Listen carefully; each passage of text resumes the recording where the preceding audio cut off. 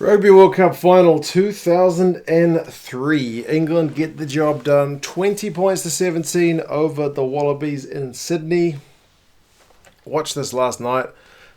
Did a stream, so that was pretty good to go back and watch it in full all these years later. I seem to remember in 2003 I was working a night shift at my local supermarket that I used to have a part-time job at.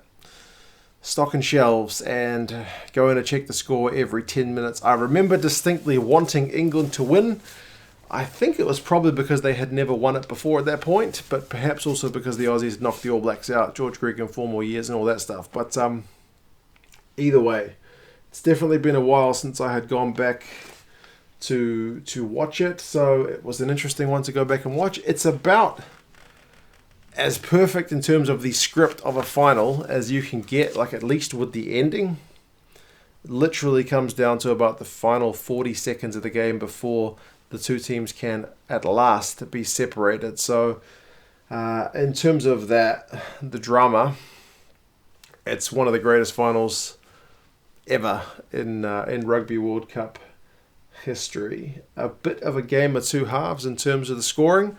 I did manage to dig up some of the stats, which I'll go over towards the end. I'll go over some of the main points that I found interesting kind of watching the game. And if you guys can remember this one, remember key moments and key players and all that jazz, do let us know in the comments. I thought the early periods, actually first kind of 10-15 minutes, was more Australia than England. Like Takiri had a knock on pretty early when he had kind of half chance on the left wing. Rogers put a little grubber through, but it ended up going into touch instead of staying in field. So a few attacking opportunities they weren't quite able to capitalise on, although they finally did on 6 minutes. I say finally, it was still a bit of a blistering start, which I guess Eddie Jones's teams are still doing to this day. Larkham puts up a big bomb, a big up and under in the English. It's landing just before the English goal line. And Robinson, who's involved in both tries, cannot beat the bigger man, Takiri, to the ball in the air, and Takiri just basically has to catch it and fall over the line for the game's opening try. It's out on the left wing. I mean, they're both league guys, so they should know how to take an aerial ball. It's kind of a skill which, at that time especially, they were particularly good at. And, Takiri's height advantage paid off there big time.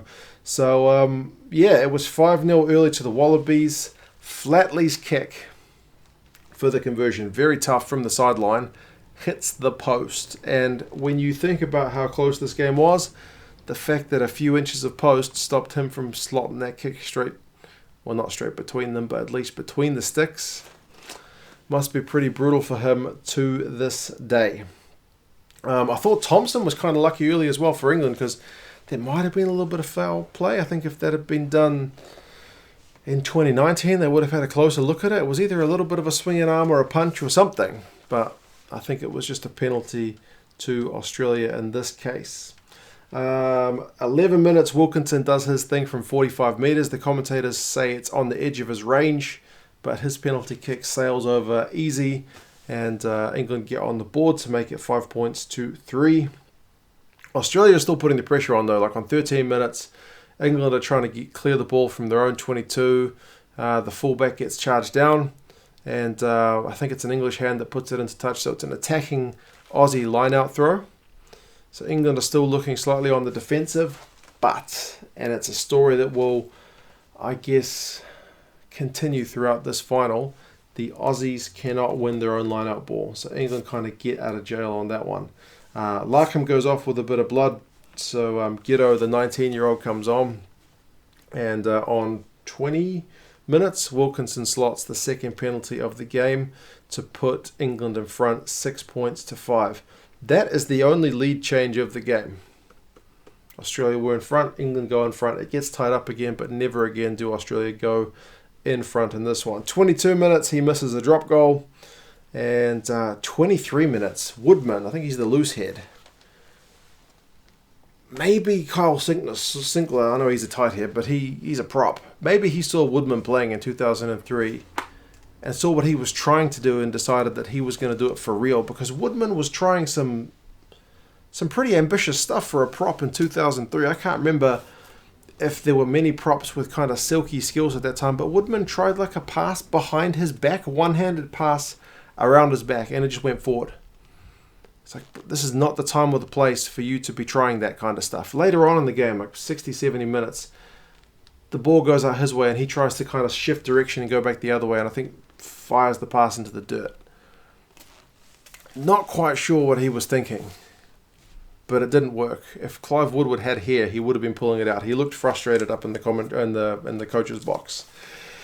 But I guess to make him feel a little bit better and to make Ben Kay feel a lot worse, he blew an absolute sure thing of a try. And somebody in the comments of the stream told me that he still gets grief about it today. It's a fortunate thing for him that England go on to win this game, because if they had lost it, I can imagine it would be only tenfold how much grief he would be getting. There's a loose ball that comes through. I think it's a grubber kick through. Ghetto can't handle it. The ball still goes loose. England are the ones who get to it. The ball goes past to Kay. All he has to do is basically catch it and fall over the line for a try. He knocks it on. And England are really starting to get some momentum at this point as well. So this would have been, I guess, kind of fair reward for the momentum that they've been building. He can't do it, so it's a horrendous moment for him.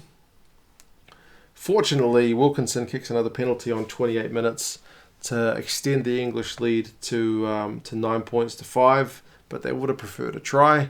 And Flatley misses a penalty on half an hour, goes well wide. So from the tee, Flatley has not been looking good at this point. Tyndall's boot has been looking pretty good. From hand, I think for most of the game he put in like 3 or 4 really pinpoint and big booming kicks, maybe more. And I think once he kicks it out on the full. Pretty good effort. And it's a day when box kicks are not really done. They're always feeding it to the 10 or the 12 or the fullback to do their kicking. So that's one of the differences between this game and today's game. Like 2003 seems to be edging towards closer to more what the game is like these days than when you look at like the 87 and 91 games. But anyway, 38 minutes. England spot a bit of an overlap on the left-hand side. I think Mortlock spots it as well, and he's calling defenders over. The Aussie defenders can't come around the corner in time. Delalio gets the ball. He gets a big line break. He passes it to Wilkinson. Wilkinson has a simple decision to make, which is, do I give the ball to one of the fastest men on the pitch? And he does. He gives it to Jason Robertson, who absolutely puts the hammer down, and he screams in for England's try. Both of the tries in this game, there was only 2, but both of them were proper class. And you could hear the crowd. I mean, the crowd volume in this game was good already, but every time Jason Robertson got the ball, the volume audibly went higher. So that was a proper try for him. He was pumped. Good reward for England after putting a bit of pressure on. Wilkinson misses the conversion, so at halftime it goes in 14 points to 5. So neither try converted in this game. England, though, despite all that momentum, aren't really able to get on top in the second half because they can't score any points despite this decent lead that they've got. They're still kicking pretty well from hand, but they're getting pinged at scrum time pretty badly. And apparently Andre Watson got criticised quite a lot for the way he refereed the scrum, giving Australia a seeming bit of advantage. Like, I think, what was the final penalty count? It was 14-8? Yeah, 14-8. And a lot of those would have been at scrum time for England, so they were kind of unable to get much momentum because anytime there was a knock-on or a scrum, basically England were getting penalised. So, second half is full of Aussie penalties. Flatley on 47, makes it 18-14. 53, he misses one and it goes short, so that's his third miss. 8 points he has left out on the field from the tee, which is, again, when you look at the scoreline, pretty costly. I know Johnny missed 2 and some drop goals, but still, from the tee, you want to be taking them even if they're tricky. He gets another one on 61 to make it 11-14. Wilkinson misses a drop goal on, I think it's 74 minutes. And then a proper pressure kick right on full time for Flatley. I can hear a police siren. They must have been looking to arrest Flatley for his missed kicks. But he makes up for it with this kick. It's virtually the death of the game. Your team's 3 points down in a Rugby World Cup final at home. You've missed a few kicks already. It's a fairly straightforward kick, but difficult enough that when 80,000 people are watching you in a World Cup final, that pressure could make you miss it. He doesn't miss it. He slots it beautifully to even it up right before the end of regular time. So 80 minutes, it goes in 14 points apiece. Early into extra time, Jonny Wilkinson slots a penalty to make it 80 on the 82nd minute to make it 17 points to 14, and he misses a drop goal just before the first period of extra time is over. So he does miss a few drop goals in this one, does Jonny. I think one in the first half, one in the second half, and one in the first half of extra time. Flatley, again, is called upon to make a game-saving kick towards the end of the second extra time. 97 minutes, they're 3 points behind, there's a couple of minutes left. He's got, again, a kick which is probably pretty straightforward, but in the circumstances quite tricky, and he slots it about as perfectly as you can slot it. So, man for the moment. But then, anything you're going to remember about that kick being like an ice-cold one is thrown out the window, because with about 40 seconds left, England have gone through a few phases. Jonny Wilkinson slots back into the pocket. The ball goes to him, and cool as a cucumber, he just kicks it clean, straight over. Gregan can't do nothing about it, and there's time for a kickoff, but that's it. That's pretty much game. So the man who's been built up, the Aussies were booing him like nobody, mercilessly. They were booing him every time he kicked the ball, whenever we went for a drop goal. He is the man to get those final points, kind of cement his place in rugby history. Like, if you know nothing about this game, you have probably at least heard of that drop goal to win the game. So it is an absolute historic moment, and he does it pretty beautifully. The fact that he's missed 3 drop goals in the game is going to be completely forgotten to everybody, because the one that he got is the one that matters. So yeah, they get a kick off, and Aussie can't do anything with it. England kick it out. Game over. World Cup to England. Congratulations to those guys from 2003. It was a pretty great team. I managed to scrounge up some stats. Unfortunately, I didn't have individual player stats, but possession, England 58%, territory 54%, so pretty good in terms of having those numbers on the right side of the ledger. Both sides tackled pretty well. Aussie at 87%, England at 88%, so pretty similar. 90 if you can get that, that's absolutely phenomenal, but these guys were not that far from it. Aussie had to make a fair few more tackles, 161 to England's 139. Line breaks, England had 4, Australia had 2. It kind of speaks to the defence that there were only 6 line breaks in the game, but England still had double that of Australia. The line out, again, I think in 2019 or 2020, you would expect your line out rate to be 80, 85%, 90%. England were at 79. They lost 5 of their own throws. Australia, 64%, lost 8 of their own throws. Absolutely costly. Very, very, very bad in terms of you need to be getting that right in the World Cup final, and they weren't able to get it done. Like I mentioned, penalties conceded was 14-8. A lot of those at scrum time for England. A bit controversial, but I guess nothing too much made of it, given the fact that England still went on to win the game. Goal kicking percentage, I couldn't find stats on it, but by my count, Flatley kicked 4 and missed a conversion and 2 penalties. So he missed 3, so 57%. I think that's right. And Jonny missed a conversion but kicked 4 from 4 penalties, so 80% from the tee for him. 25% with drop goals, 1 from 4, but like I mentioned, that's the one that everybody knows. Nobody remembers the other 3. In terms of individuals, I guess Wendell Sailor was pretty quiet compared to Takiri.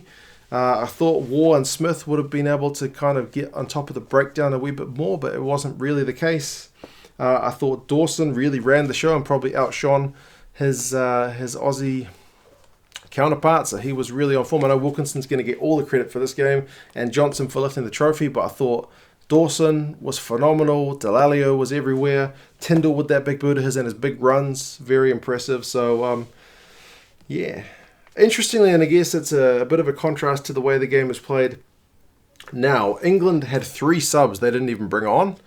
The earliest sub they brought on was at 79 minutes, and that was Cat for Tyndall. So pretty much the starting 15 played the majority of the regular time. And I guess maybe Eddie Jones was a little bit ahead of the curve, and then he made 1 sub at 48 minutes, 2 subs at 57. So he was, I guess, ready to substitute players to get some fresh legs on the field. But in the end, still wasn't enough. So like I mentioned, it was a cracking game, pretty brutal in terms of the defence, some big hits. Gregan spoke well at the end of the game, gave full credit to England. So yeah, that's I guess one good thing for him, even if he was on the losing side. So yeah, bit of revenge for 1991. But yeah, you guys let me know your thoughts if you've seen this one. What are your memories of it? Like I said, in terms of being a final, the script is pretty appropriate. England, big lead. Australia kind of clawed their way back into it, managed to survive. Look like they're going to survive again. But that man Wilkinson really, really cemented his place in rugby folklore with that kick. So, yeah, you guys let me know your thoughts, and I'll talk to you again soon. See you later.